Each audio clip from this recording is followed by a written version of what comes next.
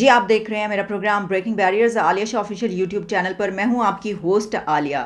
एक बहुत बड़ी डेवलपमेंट पाकिस्तान के पॉलिटिकल सिनेरियो में सामने आ रही है, बड़ी पेशरफ्त है। रात गए ये खबर सामने आ रही है कि -1 फार्मूले पर काम शुरू कर दिया गया है। -1 फार्मूले पर अब एक्शन स्टार्ट हो गया है। -1 फार्मूला है क्या, और इस पर किसकी मुलाकात किससे हुई है, किसको किससे मिलने के लिए किसने भेजा है, ये बात आपके सामने रखेंगे, ये खबर आपको बताएंगे। लेकिन इससे पहले एक और खबर जिस पे हम पहले भी बात कर चुके हैं, और वो है IMF का प्लान हमारे साथ, जिसके बीच हमें एक डेडलॉक नज़र आ रहा है।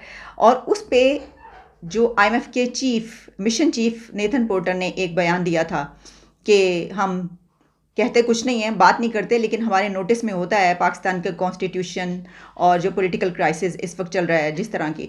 तो उस पर अब state minister for finance Ayesha Ghaus Pasha साहिबा ने भी बात की है, और उन्होंने कहा है कि नेथन पोर्टर को या IMF को कोई ये हक हासिल नहीं है कि वो पाकिस्तान के अंदरूनी मामलात पर बात करे। ये इंटरफेरेंस, और उनको इस तरह की इंटरफेरेंस नहीं करनी चाहिए।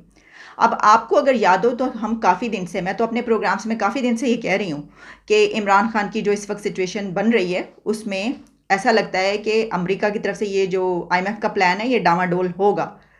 अब बहुत सारी हमने अपनी कंडीशंस पूरी कर दी, लेकिन फिर भी अभी तक प्लान नहीं हुआ। तो फिर अभी 2 दिन पहले भी मैंने आपको ये कहा कि कहीं ऐसा तो नहीं है कि इमरान खान उनकी रेड लाइन बन गए हैं। लेकिन इससे कता नज़र अगर आप उनको निकाल भी दें, इमरान खान को इसमें से, IMF का जो हो रहा है इसमें से, तो जो किसी भी पूरी दुनिया में अगर किसी मुल्क में इतना बड़ा एक पॉलिटिकल टर्मोइल चल रहा हो, इतना बड़ा क्राइसिस हो, तो क्या IMF उसको इसी तरीके से देखे बगैर पैसा दे देता है? इसके ऊपर हमने प्रीवियस अपना एक प्रोग्राम भी हम कर चुके हैं। लेकिन मैं आपके सामने जो स्टेट मिनिस्टर हैं, असल में उन्होंने क्योंकि अब इसके ऊपर बात कर दी है, तो मैंने कहा कि वो भी आप तक पहुंचा दें। वो आप सुन लें, फिर हम -1 फार्मूला ज़रा डिस्कस करते हैं। ये जनाब, ये सुन लें कि आयशा गौस पाशा क्या कह रही हैं। नेथन पोर्टर को पॉलिटिकली डोमेस्टिक बातों में इंटरफेयर तो करना नहीं चाहिए। एक दूसरा, मुझे नहीं पता एग्जैक्टली उन्होंने कहा है क्या कहा है, वो ट्वीट वगैरह में कुछ कहा होगा। ऑफिशियली तो हमें कुछ कम्युनिकेट नहीं हुआ, तो हमें नहीं पता। हम तो वो देख रहे हैं जो हमें ऑफिशियली कम्युनिकेट हुआ है। उसमें ऐसी कोई बात हमें उन्होंने नहीं कही है। उसमें ऐसी कोई ना लिखने में बातचीत हुई है, ना उनसे जो मीटिंग्स हुई है उसमें कोई इस तरह कहा गया है।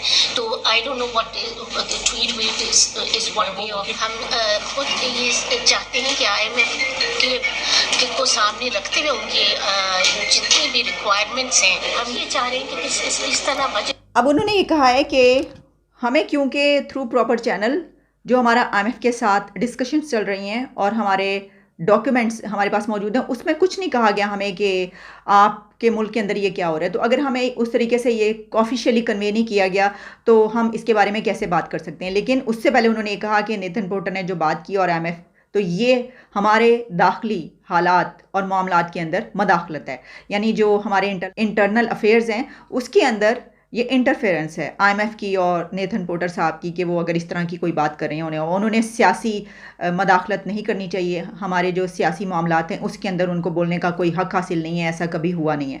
तो अनप्रेसिडेंटेड है कि पाकिस्तान के लिए ये इस तरह की कोई स्टेटमेंट सामने आई है। अब जैसा कि उन्होंने कहा कि आयशा गौस पाशा साहिबा ने जो ये बात कही कि उन्होंने हमें कन्वे नहीं किया, तो वो तो अपनी स्टेटमेंट में ये भी कह चुके हैं कि हम तबसरा नहीं करते। वो तो कन्वे करना दूर की बात, वो तो आपसे टेलीफोन पर भी ये नहीं कहेंगे, लेकिन कह दिया उन्होंने जो कहना था।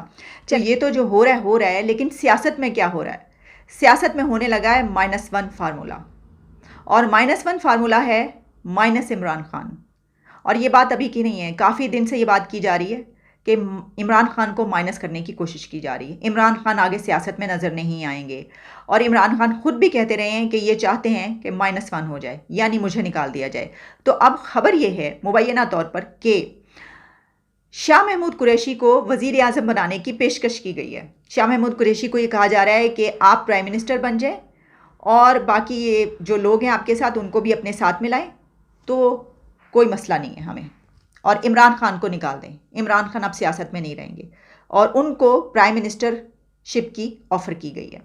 अब ये ऑफ़र किसने की है और कौन ये वाली ऑफ़र जो है उनके पास लेकर गया है? तो देखें, कहा जा रहा है कि फवाद चौधरी उनके पास गए हैं शाह महमूद कुरैशी के पास मिलने के लिए, और फवाद चौधरी के साथ इमरान इस्माइल या पीटीआई के एक दो लोग लीडरशिप में से जो हैं वो शाह महमूद कुरैशी के पास गए और उन्हें जाके ये सारा सिनेरियो बताया कि जनाब सूरत हाल ये है कि इमरान खान पर तो किसी भी तौर तैयार नहीं है लोग, और वो तो सिस्टम से बाहर ही समझें आप, सिस्टम में वो उनको शामिल करने के लिए कोई राज़ी नहीं है।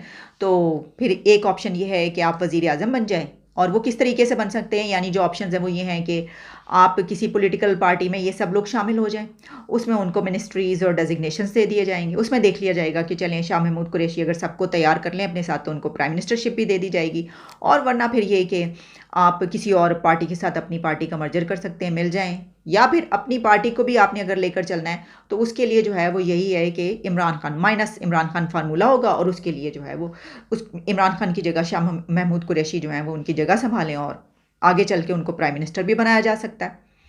और इसकी वजह यह है कि इसमें एक और बात बड़ी अहम है, और वो ये है कि यहाँ तक कन्वे किया गया है कि ये जो बाकी जमातें हैं, पीएमएलएन पीपल्स पार्टी, ये तो कख की नहीं है, इन्होंने तो कुछ नहीं करना, इनको कहाँ वोट मिलना है, इनको किसी ने वोट नहीं देना। तो अगर आप आएंगे यानी इमरान खान के नाम पर तो आपको तो वोट पड़ेगा पीटीआई को, यानी पीटीआई का वोट फिर पीटीआई को पड़ जाएगा। तो इस तरह जीता जा सकता है, किसी और पार्टी के साथ भी मिल जाते हैं तो उस तरह भी जीत होगी, क्योंकि ये जो पार्टियां ये तो बेचारियां इनको कौन सा किसी ने वोट देना है, तो बड़ी गंदी हैं या गंदी हो चुकी हैं। तो मैंने आपको कुछ दिन पहले कहा था ना कि ये जो कुछ हो रहा है इसमें, वो कहते हैं ना कि चिराग सबके बुझेंगे, हवा किसी की नहीं। तो मैंने आपको 2-3 प्रोग्राम पहले ये बताया था कि पीपल्स पार्टी और पीएमएलएन को बहुत डैमेज होगा। ये जो हमारी इस वक्त पॉलिटिकल क्राइसिस है, गो कि ये एक इंतकाम की सियासत इस वक्त चल रही है, और नवाज शरीफ साहब के साथ जो कुछ हुआ, पीएमएलएन के साथ जो कुछ हुआ, इमरान खान जो जिस तरीके से अभी तो वो ये कह रहे हैं कि उसमें उनका जो है वो नहीं है, हालांकि वो तो पटिशनर थे जो कुछ उस दौर में हुआ है। तो है तो ये इंतकाम की सियासत, लेकिन इस इंतकाम में हो सकता है कि किसी के साथ कोई और उससे भी बड़ा इंतकाम ले लिया जाए, और इस मुल्क की बड़ी पॉलिटिकल पार्टीज जो हैं वो पीछे रह जाएं, वो निज़ाम में बहुत ही पीछे रह जाएं, सिस्टम में निकल जाएं, और उनकी जगह पे जो नए ग्रुप्स बन रहे हैं, प्रेशर ग्रुप्स या दूसरी पॉलिटिकल पार्टी, वो सामने आ जाए। ये मैं आपको पहले ही कह चुकी हूँ ये वाली बात। तो ये जो है ये भी कन्वे किया गया कि उन्होंने कितों वोट ले लेना है, उन्होंने वोट ही नहीं मिलना, वोट तो थानू मिलना है, तो छड्डो इमरान खान नू, आ जाओ तुसी वज़ीर आज़म बना देने हैं, तुसी की बनना है, थानू इन्फो मिनिस्टर बना देने हैं। फवाद चौधरी ने तो वो कहेंगे कि जनाब आप ऐसा करते हैं कि आपको पंजाब का चीफ मिनिस्टर बना देते हैं, इमरान खान ने जो आपको नहीं बनाया तो वो हम आपको पंजाब का चीफ मिनिस्टर बना देते हैं। तो ये सिचुएशन जो है वो इस वक्त चल रही है, -1 फार्मूले पर कोशिश की जा रही है। लेकिन अब मैं आपको बता देती हूँ कि आप सोच रहे होंगे कि इसके ऊपर शाह महमूद कुरैशी ने क्या जवाब दिया होगा। तो जनाब अभी तक की तो खबर यही है, और वो पीटीआई के ही एक बड़े लीडर हैं जो वो ये वाली खबरें जो हैं वो आगे पहुंचा रहे। खबर पीटीआई वाले ही इसके ऊपर बात कर रहे हैं, उन्हीं के लीडरान इसके ऊपर बात कर रहे हैं, और डिस्कशंस हो रही हैं। शहबाज गिल ने भी इसके ऊपर बात की है। तो उन्होंने कहा है कि जी ये जो हैं शाह महमूद कुरैशी के पास ये वाली उनको पेशकश की गई है, इमरान खान को निकाल कर शाह महमूद कुरैशी को लाया जा रहा है। अब आप ये सोच रहे होंगे कि शाह महमूद कुरैशी ने इसका क्या जवाब दिया होगा फवाद चौधरी को या दूसरे लोगों को जिनको भी, अगर वो गए हैं तो, अगर नहीं गए तो फिर शहबाज गिल के ऊपर सारा मुद्दा डाल दें कि जी ये क्या फूट डलवाने की कोशिश की है। लेकिन इसमें शाह महमूद कुरैशी की तरफ से जवाब दिया गया है कि वो इसके ऊपर तैयार नहीं है, और उन्होंने कहा है कि वोट सिर्फ इमरान को पड़ेगा, वोट पीटीआई के भी किसी और बंदे को नहीं पड़ेगा, वोट इमरान दा, लोग वोट देंगे इमरान को और उन्हीं की पार्टी को, और किसी ने भी उनके अंदर से ये करने की कोशिश की तो अवाम उसको वोट नहीं देगी। अच्छा, ये बड़ी सिंपल सी बात है, बड़ी सादा से ये फार्मूला है। मुझे हैरानी की बात है उनको जो पेशकश की है तो नहीं पता कि जो वोट पड़ना है वो तो इमरान की, यानी अगर तो इमरान खान मान गए इस पर -1 फार्मूले पर भी लोगों को पोलिंग स्टेशन तक लाने के लिए और वोट कास्ट करवाने के लिए आपको इमरान खान को मनाना पड़ेगा कि आपको माइनस किया जा रहा है, और आपकी जगह पे आप ये लोगों में पब्लिक में कहें कि हाँ ये मेरी पार्टी है और इसको वोट दो, फिर तो इमरान खान को वोट पड़ेगा जिनको वो कह रहे हैं, अदरवाइज तो वोट नहीं पड़ेगा। तो शाह महमूद कुरैशी ने ये कह दिया कि नहीं ये तो पॉसिबल नहीं है, वो इस बात पे नहीं माने। अब देखिए हम शाह महमूद कुरैशी साहब पे बड़ी बातें करते जाएं, अब ये जो है ना, कहते हैं कि टेस्टिंग टाइम्स जो होते हैं उसके अंदर पता चलता है किसी की फेथफुल होने का, किसी की लॉयल्टी का, सॉलिडारिटी का अपनी जमात के साथ, अपने लीडर के साथ। तो उनके ऊपर हम तो अक्सर ये कहते रहे लॉटरी निकल आई, शाह महमूद कुरैशी साहब की तो लॉटरी निकल आई। जैसे इमरान खान की गिरफ्तारी की बात होने लगती है, कहते थे भाई उनकी वही संभालेंगे इसकी बात, तो वो तो दुआएं कर रहे होंगे कि किसी तरीके से गिरफ्तार हो जाए। लेकिन अभी तक इस सिचुएशन में ऐसा नज़र आ रहा है कि शाह महमूद कुरैशी ने अपना जो एक कैरेक्टर है वो अच्छा शो किया। यानी किसी भी पॉलिटिकल लीडर को या अपनी पार्टी के उसके वर्कर को या मेंबर को इसी तरीके से अपने लीडर के साथ खड़ा होना चाहिए, चाहे वो कोई भी पार्टी हो। तो ऐसे ही लग रहा है कि वो इस बात पर नहीं मान रहे। तो और उसके लिए इसकी वजह क्या है? इसकी वजह है कि ये ग्राउंड रियलिटी है जो उन्होंने बताई है। एग्जैक्टली मुझे नहीं पता कि अगर कुछ लोगों को ये ग्राउंड रियलिटीज़ नज़र नहीं आ रही तो क्यों नहीं आ रही, लेकिन ये बात तो है कि वोट तो इमरान के नाम पे पड़ना है।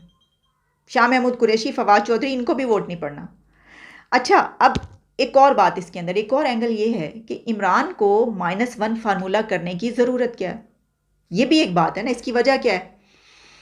जो अल कादरिया ट्रस्ट केस है उसमें आज इमरान खान को बेल मिल गई है। वो गए थे और उनकी मिसेस भी गई थी और उनको बेल मिल गई है।